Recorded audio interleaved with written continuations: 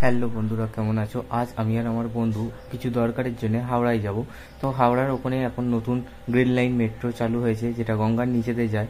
সেইটা একেবারে চাপবো, সেই জন্যে আমরা দমদমে নেমে এখান থেকে মেট্রো ধরে এসপ্ল্যানেডে যাব চিন্তা ভাবনা করলাম।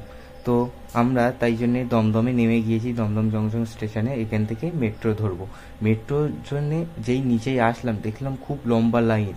প্রায় 20 মিনিট ওয়েট করার পর তারপর আমরা টিকিট পেলাম। আর টিকিট নিয়ে আমরা মেট্রো স্টেশনের দিকে চলে গেলাম।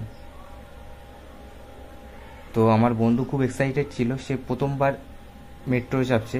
আর গ্রিন লাইন মেট্রো চাপবে ভেবেছিল প্রথমবার, কিন্তু একটা টুইস্ট হয়ে গিয়েছিল ভিডিওর শেষের দিকে। সেটা পুরো ভিডিওটা দেখলে জানতে পারবে কি টুইস্ট হয়েছে। তো আমরা স্টেশনে চলে এসেছি, মেট্রো স্টেশনে। এখানে কিছুক্ষণ দাঁড়িয়ে থাকার পরে আমাদের মেট্রো চলে এসেছে। ওর আমরা মেট্রো উঠে গিয়েছি। আর মেট্রো যখন উঠি তখন আমার বন্ধুটা বলছে ফার্স্ট টাইম মেট্রো চাপছি, আমি খুব এক্সাইটেড। তো আমি বলি কি হ্যাঁ, আমিও যখন প্রথমবার চেপেছিলাম আমিও তখন খুব এক্সাইটেড ছিলাম। তো আমরা মেট্রোর ভিতরে আছি এখন।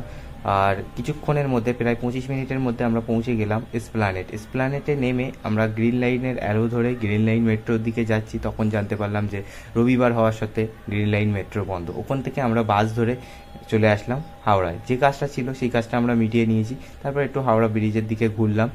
আর সন্ধেবেলার টাইমে খুব সুন্দর কলকাতার এই দৃশ্যটা খুব ভালো লাগলো। হাওড়া ব্রিজের যে দৃশ্যটা ছিল, খুব মজা করলাম আমরা ওখানে, কিছু ফটো তুললাম আর হাওড়া ব্রিজটা ঘুরলাম ওখানে। আর সত্যি বলতে কলকাতায় তো আমি অনেক জায়গায় ঘুরেছি, কিন্তু হাওড়া ব্রিজ নিজের চোখে এর আগে কখনোই দেখিনি। এই ফার্স্ট টাইম দেখলাম হাওড়া ব্রিজ। হাওড়া ব্রিজের উপর প্রায় আমরা 20-30 মিনিট সময় কাটানোর পর একটু ঘোরাঘুরি করে আমরা এবার বাড়ির দিকে রওনা দিলাম।